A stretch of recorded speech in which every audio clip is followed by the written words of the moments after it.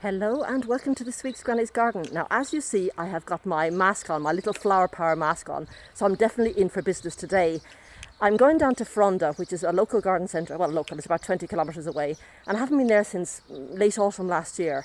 As you know, I'm planting up my shrub border, so I'm on the lookout for shrubs, and I'm taking my husband's long car just in case. And we all know what just in case means. I'm definitely going to come home with something. It depends on how much that something is. So I'll catch up later, and if I can, I'll film while I'm there, because they usually have some interesting stuff, even if it is earlier on in the season. So, see you later. And here I am at Fronda with my friend Eva, and we are going to do some shopping. Can't wait to get inside.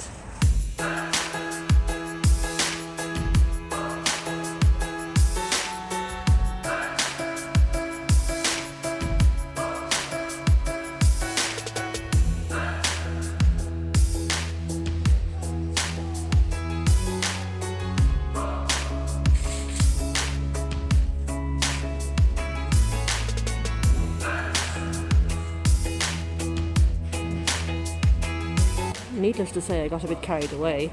Beautiful container, which I want to plop inside the flower borders. Of course, I got some little toys for Lily.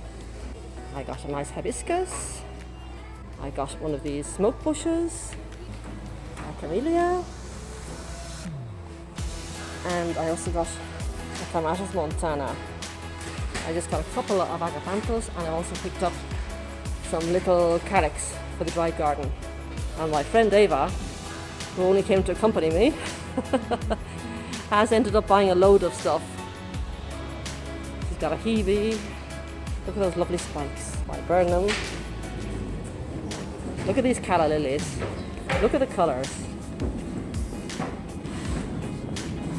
Aren't those just gorgeous?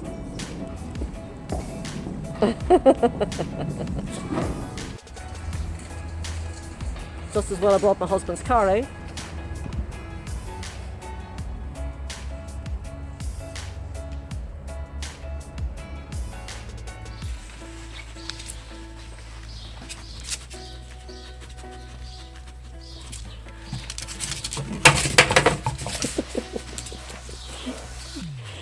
Lily just found a new toy. Well, it's just as well I was only going to the garden centre for a couple of shrubs, because as usual my eyes took over my brain. Anyway, I love the selection I've got. I'm just going to give a quick run through. This is a little trading fuchsia. It's been held up at the moment for transport, but it is a trading fuchsia, and of course because I have a trading fuchsia I had to get the first of my container pots, which is this gorgeous colour here. It's a beautiful shade of like aquamarine and turquoise, really lovely, and that's going to go up there on the edge of that little raised bed so that the fuchsia can just pop over and trail down. I think that's going to look really lovely. Other things I picked up, well, it really wasn't my intention to get some things for the dry garden, but it's not often you see calyx, any type of calyx indeed, in a Spanish garden centre, because they seem to consider them as weeds. I don't know why, because ornamental grasses are absolutely gorgeous. So I've got the stipa here, and of course I've got the Calyx testacea, which is the Mexican grass. Now this Mexican one does need a little bit more water, but because I've got the edge of the dry garden has got an irrigation system beside it and it does get splash, well, that's the area that's going to go in. And I got this, the Tulbagia violacea. Now its common name is society garlic, and it's going to do really well in where I'm going to put it in the dry garden. And I just want to see if it'll get through the winter. It might or it might not, but if it does, it's going to be gorgeous. What a beautiful plant. Then, of course, I picked up a hibiscus. Now, this is a double hibiscus. There's like a graft down here, and half of it's going to be pink and half of it's going to be white. I don't know which half first, but anyway, it's half and half. You can see it there in the picture. So that's going in the new shrub area. Then I got some agapanthus, which is going to go in the dry garden. And then I picked up a smoke bush. This is a royal purple. Come here. This is the cotinus. So this is a royal purple smoke bush, again for the shrub. Then, of course, I just couldn't resist. Now, I have got the camellia from Galicia. Now, Galicia is an area in northwest Spain. And you see on the back here, it arrived through Portugal into Spain, into this area of Spain in the 17th century. It needs light shade, not as heavy a shade as people think, but light shade. If you do protect it during the earlier years, once established, this can survive minus 18 degrees Celsius. So that's quite cold. So it's definitely perfect for my mountain garden. And they had a lovely, lovely, lovely little scooter Corkscrew Hazel. Now this is a compact one that should get no more than 6 foot high, 7 foot at the most. And if it does, I can just just top it off at the top. But it's a lovely shape. Look at the shape already. It's only a baby, and look at that shape. Isn't that lovely? So obviously that's going to go in the shrub border as well. Now the corkscrew is going to go right where this horrible, ugly Forsythia is. I haven't paid a blind bit of attention to this Forsythia because that was doomed to be taken up. It's awful, it's horrible. The one I have been looking after are these pair down at the end. And aren't they lovely? I did rejuvenation pruning on them as soon as I arrived in the garden. And they are just gorgeous now. There will be a video coming out when they finish flowering on how to prune it, so you do get this beautiful branching that I just love so much. What a stunner. But Forsythia is only nice when it's flowering. And mind you, it does flower for a long, long time. I can't complain about that. But once it stops flowering, it's a pretty dull bush. So you can actually have too many Forsythia in a garden. So with these two, I've got more than sufficient. So this little horrible Forsythia is coming out. And it's in this area here that I'm going to put the Corkscrew Hazel. It'll fill out there and it'll be absolutely lovely. And this is a little camellia that I transplanted recently. It's in dapple shade and will get more and more shade as I plant more and more things. It's a Florida dogwood. Lovely shape as well. And it's just beginning to fatten out those buds. You can just begin to see them now.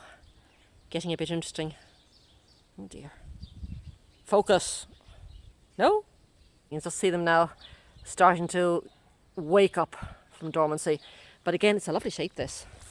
I just couldn't resist this when I saw it, and it's a lovely, lovely shape. I said, right, we're off to a good start.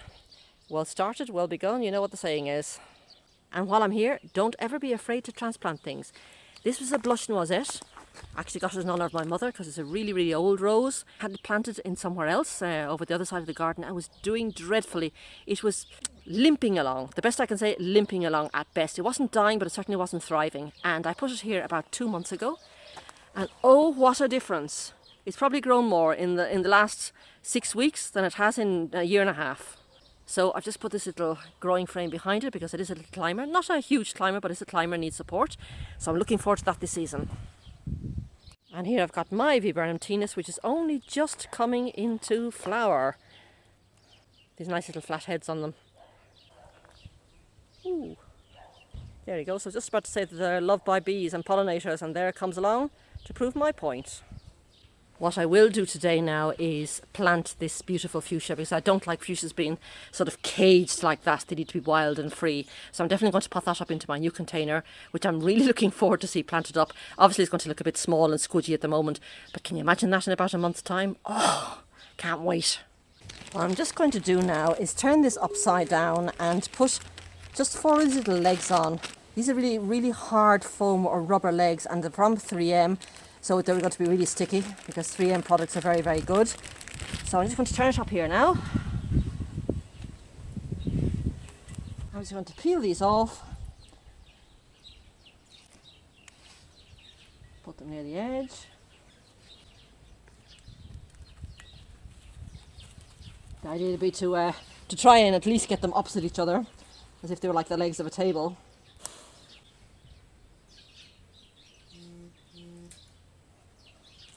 With Lily, of course. Hiya, Lily. You're a good girl. Hopefully Lily won't move now and knock the camera over, because the general idea is we're going to go on this little edge here. Perfect. And as soon as this has got earth in it or soil in it, it's going to be quite heavy and quite solid. And again, I don't know if you can see, but there is little gaps underneath, sufficient gap for any water to come out and flow downwards. So, perfect. So now, let's start filling. This is just normal potting mix, nothing very special, because the fuchsia is very forgiving. It'll take virtually any type, as long as it's free draining, they'll take virtually any type of soil. And I'm just going to make a little well in the centre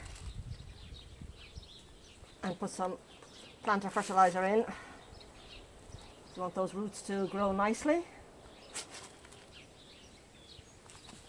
Now let's get this poor little thing out of its cage. And there it goes.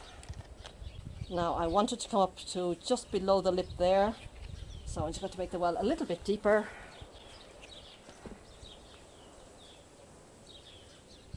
Slip my fingers in there, and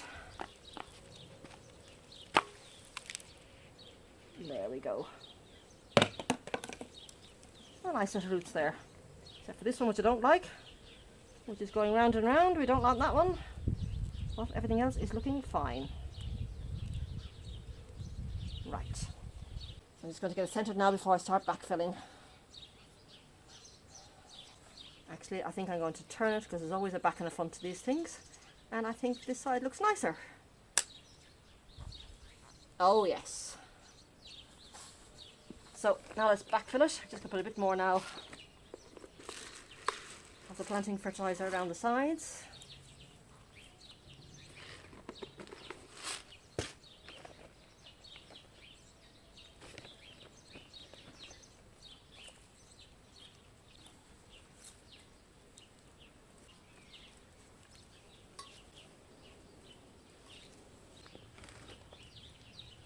So it's got a lovely colour. Well, Madam Fuchsia, you certainly can't complain about the care you're getting. You've got a lovely pot and some lovely rich soil. So I want no complaints from you, and I want you to grow nicely through the year. I hope you're listening to me, eh? To pay attention to Granny. Don't worry, talking to my plants is quite normal. It certainly benefits me, and I'm sure it benefits them as well. A little bit more soil and clean off the mess I've made.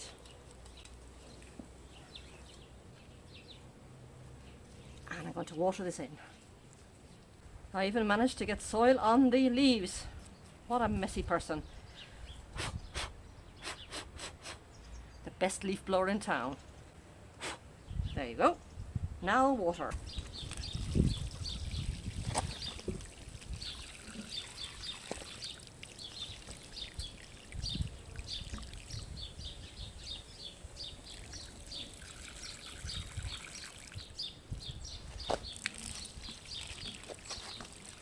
I'm just going to leave that seep down for about 10 or 15 seconds, and then I'm going to give it some more water, and then we'll count that as job done. Well, that's my fuchsia already potted up, and it's looking lovely, and I can just imagine when it starts spilling over this beautiful aquamarine pot, it's going to look spectacular. I see the bees have already found it, so let's give them some leeway. I have my work cut out for me for the rest of the week because I'm going to be planting the larger trees and shrubs, and of course I got to lift that Forsythia before I can do anything. So that's going to be another free gym session. And I'm really looking forward to it, actually. Get my teeth into something. I probably will be doing a video showing my work throughout the week. I've got other things to do in the garden. We all have. You can't dedicate a whole week to planting. You've got to edge the garden lawn, I've got to do the weeding, I've got to keep on watering because it's quite hot at the moment, but I haven't got the irrigation system running. So there's a lot of hand watering involved. But anyway, for the moment it's bye from me, and I'll see you of course next week here in Granny's garden.